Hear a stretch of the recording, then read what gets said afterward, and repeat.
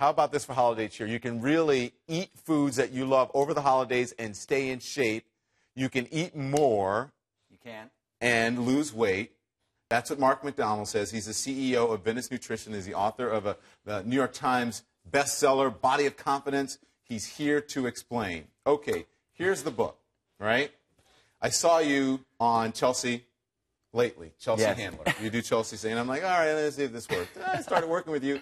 It actually works. I'm eating more, and I'm losing weight. How is that happening? Well, and you were so upset initially. You said, you're in my office, Cheryl. It's just not going to work. It's not going to happen. There's no way. The only way you can lose weight is to suffer, and that's how we think. Starve. You have to starve yourself, cut all your calories, and it just doesn't have to be that way. The way the body works is actually the more you feed it the right food, it loses body fat and actually makes you drop weight. So 3 simple things. You have to eat every 3 to 4 hours.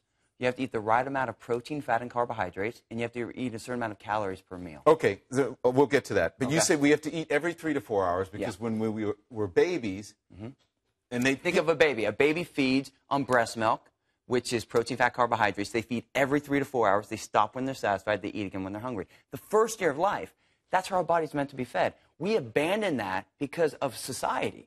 We start moving into eating 3 meals a day. But every time you miss a meal, and this is the most important thing, every time you miss a meal, your body burns muscle, which slows down your metabolism, makes you hungry, really hungry going into that next meal, and that's when you eat the donuts and the fried chicken and things like that that spike your blood sugar and make you store fat. because you're putting your body in starvation, which basically is because I would go all day without eating. I'd eat sometimes in the morning and then like wouldn't eat until 8 o'clock at night, and I'm starving because I'm busy and I'm working.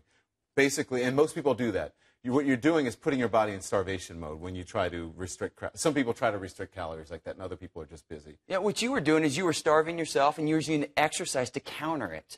And then once you got too busy and you couldn't exercise as much, your nutrition was still bad, and that's what made you start gaining weight. And that's what happens to people. So what about calorie restriction? Most people go on their diets and they're like, oh, I'm just going to eat 1,200, 1,300 calories a day.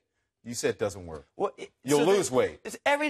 Anything can help you lose weight. The big question is this. Can it take you to that next level? Can it actually permanently reprogram your metabolism and prevent you from gaining the weight back? Everyone knows how to lose weight. Most people gain it back. The way you stop that is rather than using food to lose weight, use it to create balance in your body by stabilizing your blood sugar. That creates internal hormonal balance, releases stored fat, and with the right exercise, you burn all that fat up in your muscle.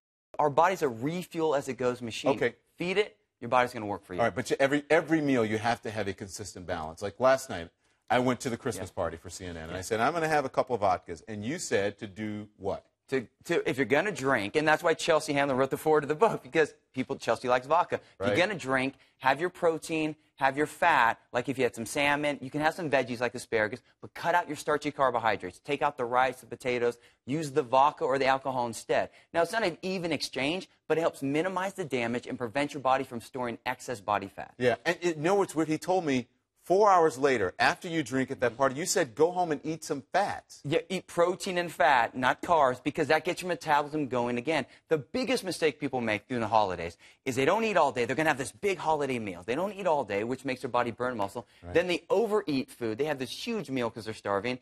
And then they go to bed on a full stomach, and they store all that body fat.